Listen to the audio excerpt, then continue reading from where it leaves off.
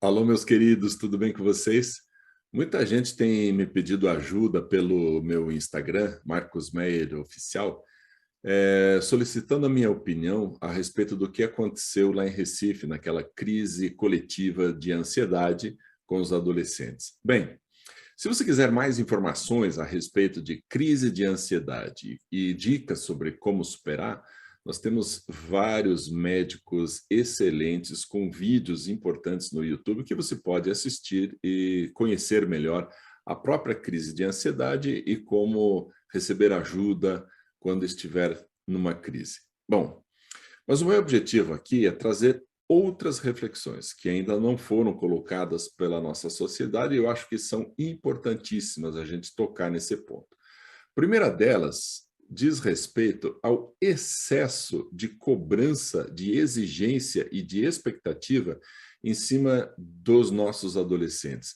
Com 17 anos, eles precisam praticamente definir o futuro, escolhendo qual é o curso que vão fazer na universidade e assim por diante. Essa é uma pressão extremamente grande em cima de adolescentes, gente, sério, de 17 anos.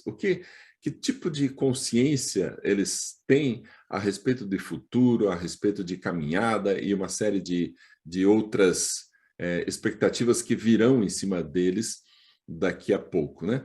Então, o que eles realmente estão sofrendo é uma pressão muito grande.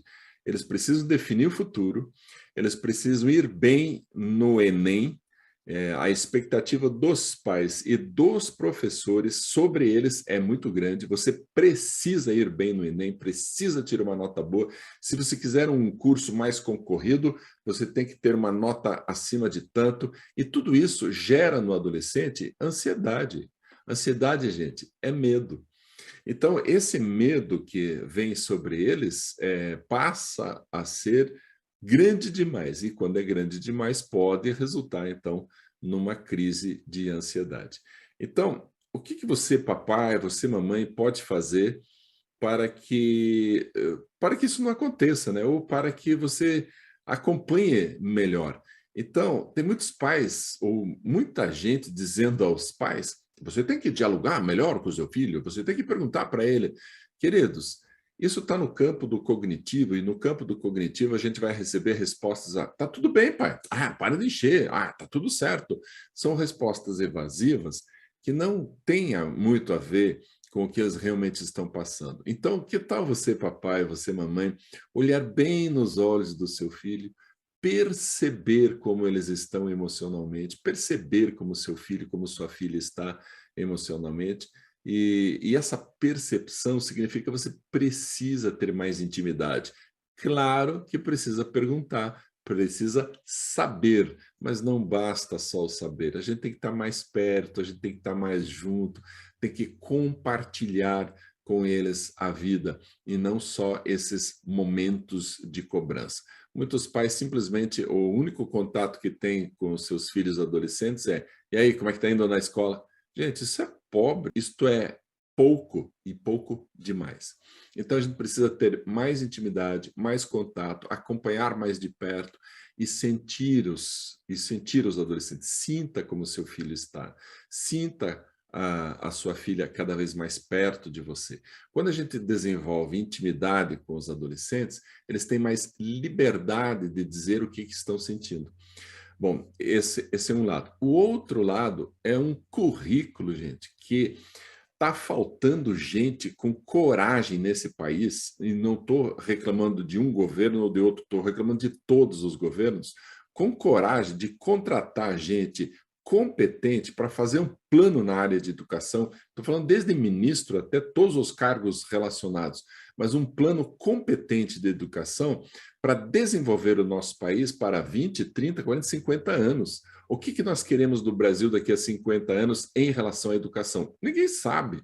Então, assim, cada escola, cada cidade, cada estado, cada universidade cobra de um jeito, faz as coisas de sua forma. Mas de que forma? Cobrança em cima de cobrança. Então, as cobranças são exageradas, os currículos são, desculpa a expressão, são idiotas. A gente aprende coisas inúteis aos montes. Ainda tem gente que é contra a entrada da calculadora nas escolas. Meus queridos, qual é a pessoa que vai num restaurante em grupo e pede depois do jantar, ô garçom, por favor, traga um lápis e um papel, que eu quero fazer a conta aqui do total e dividir por 7. Ninguém faz com lápis e papel. A gente já pede para o garçom trazer pronta a conta, porque ele vai fazer numa calculadora. Então, por que a calculadora ainda não entrou nas escolas? Então, a gente fica perdendo o tempo das crianças, 5 anos da escolaridade das crianças, ensinando as malditas continhas. E aí tem gente que fala assim, mas é para desenvolver o raciocínio. Qual raciocínio que você desenvolve dizendo assim, empresta daqui, devolve quando? Não, abaixa aqui. Abaixa, o que é abaixar? Sabe, são coisas que simplesmente são automatizadas. Não tem raciocínio ali por trás. Se são automatizadas, deixa a calculadora fazer, é trabalho braçal. Ajude seu filho, seu aluno a ter o quê? Cálculo mental, estatística, educação financeira, lógica, finanças. Isso é muito mais rico, muito mais importante. Muito mais. Estimativa, então, portanto, cálculo mental, são coisas muito mais importantes do que continhas. E aí aquela parafernália de matérias inúteis nos currículos. Quem é que tem coragem de tirar? Eu, na minha escola, não posso tirar, porque se eu tirar, vão cobrar na universidade e meus alunos vão reclamar de mim. Então, ninguém faz nada. E esse é um grande problema. Currículos inúteis, conteúdos exagerados. Vá ver o currículo do seu filho, adolescente, no ensino médio. Tem coisas ali que você provavelmente viu, mas nunca mais usou na vida. Então, por que teu filho tem que continuar vendo, gente? Então, assim, um currículo desatualizado, exagerado. Professores mal formados e depois não recebem mais apoio nenhum na sua formação continuada. Ou, em outras palavras, professores simplesmente abandonados. Não recebem formação na área psicológica, não recebem. Nós, como professores, a gente tem na universidade uma matéria de psicologia do desenvolvimento, é Piaget. Piaget nunca foi psicólogo, a gente não sabe a respeito das necessidades emocionais básicas de um adolescente. Quem sabe é quem vai procurar por conta própria. Então, nós estamos num momento histórico no nosso país, sem rumo, com uma educação de péssima qualidade, com escolas exigindo dos seus adolescentes exageradamente. Ou, se você quiser, estão exigindo assim, é suficiente, eles dão conta. Claro que dão, mas qual é o apoio que eles têm? De que tipo de apoio eles precisariam que as escolas não estão dando, os pais não estão dando, a sociedade não está dando. Gente, está muito complexo tudo isso. E aí gera o quê? Claro que vai gerar, em algum momento, crise de ansiedade. Mas a gente pode dizer, mas ali eles não estavam sendo cobrados. Meus queridos, eles acabaram de vir de uma pandemia, com medo de morrer. Sim, eles estavam com medo de morrer. Agora, de repente, está todo mundo numa mesma sala de aula juntos. Claro que vem o medo de ser contagiado. Óbvio que vem. E aí, invasão da Ucrânia, que não é guerra, uma invasão. Então, tudo isso cria um Zeitgeist. Deixa eu explicar a palavra, que significa espírito do momento, espírito da época. Tudo isso, gente, contribui para que os nossos adolescentes não estejam saudáveis emocionalmente. Então, obviamente, que eu, papai, você, mamãe, precisamos dar mais apoio aos nossos filhos, aos nossos adolescentes, ok? Então, esse é um lado da história. Vamos ver outro? O outro lado, não estou dizendo, pelo amor de Deus, não estou dizendo que isso aconteceu lá em Recife, não estou dizendo isso. Estou dizendo que a maioria dos nossos adolescentes hoje está sendo educada sem maturidade emocional.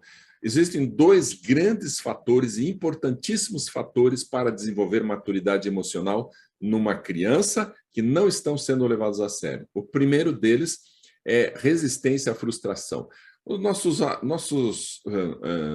adolescentes não têm resistência à frustração, choram à toa por qualquer não que recebem. ou quando perdem alguma coisa, ou algum tipo de problema aparece, choram, estão frágeis emocionalmente por causa da educação que estão recebendo.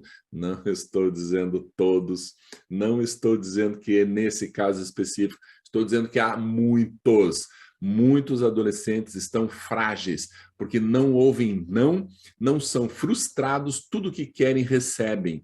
E aí o que acontece? Uma fragilidade enorme, fragilidade. E aí qualquer pressão a mais contribui para crises. Exato, pode contribuir para crises. O outro fator fundamental também para a maturidade dos nossos adolescentes é adiar a satisfação do prazer. Nós precisamos desenvolver isso. Se o meu filho adolescente não desenvolver esse aspecto, não conseguir deixar o prazer para depois, para fazer o trabalho agora, ele não desenvolve uma característica importantíssima para se preparar adequadamente para qualquer tipo de prova, para qualquer tipo de teste de Enem ou de vestibular. Então, a gente precisa uma maior preocupação em relação à maturidade dos nossos adolescentes. Hoje você vai ver nesses reality shows que passam na televisão, jovens adultos chorando. Se critica, choram, ninguém gosta de mim. Gente, o que está acontecendo com esse mundo? O que está acontecendo com esses jovens tão frágeis desse jeito? Porque não estão recebendo esses dois aspectos tão básicos na educação. Ah, mas antigamente não se fazia. Se fazia. Resistência à frustração e adiar a satisfação do prazer, sabe o que é? Resistência à frustração. Não. Você não vai receber. Você não vai ter um computador do último tipo. Você não vai ganhar esse celular de última geração. Use o seu de forma adequada. Não.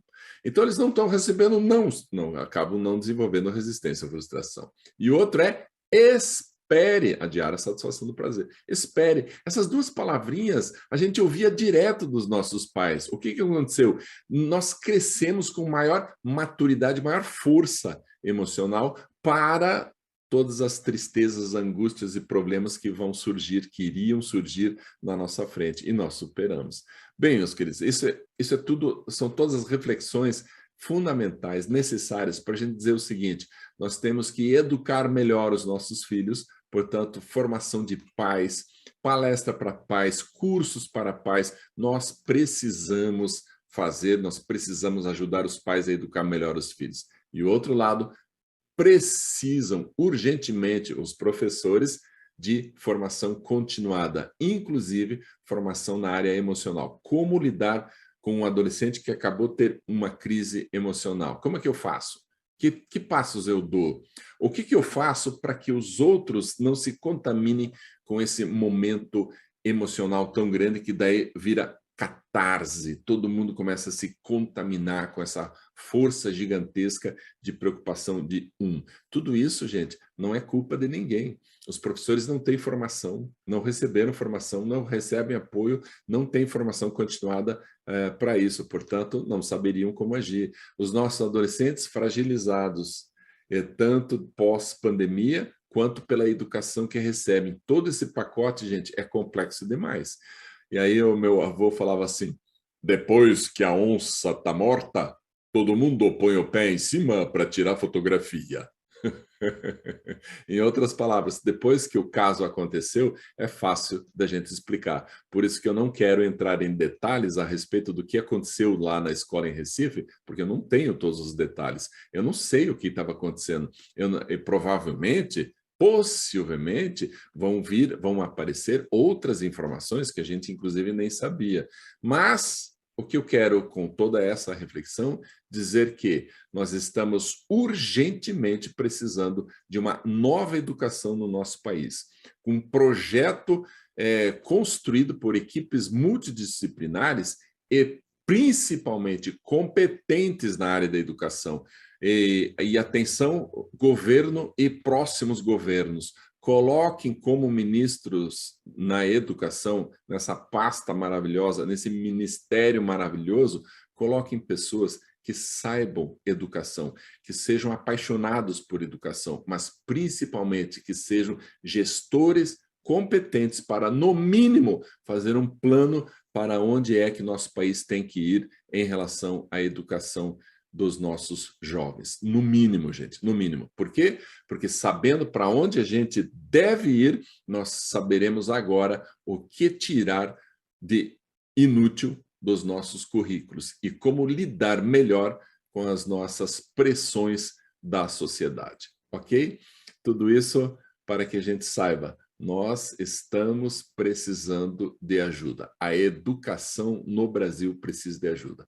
E esse foi um dos primeiros casos que repercutiu fortemente no nosso país.